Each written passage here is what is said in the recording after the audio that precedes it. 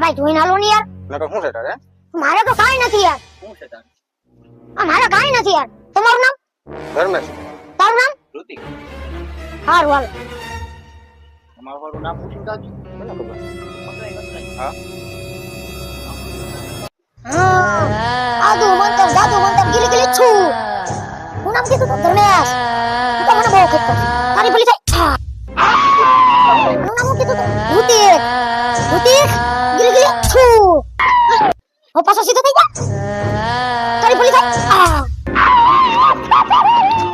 મને બે ખટકા હતા. રેડી કર નાખા.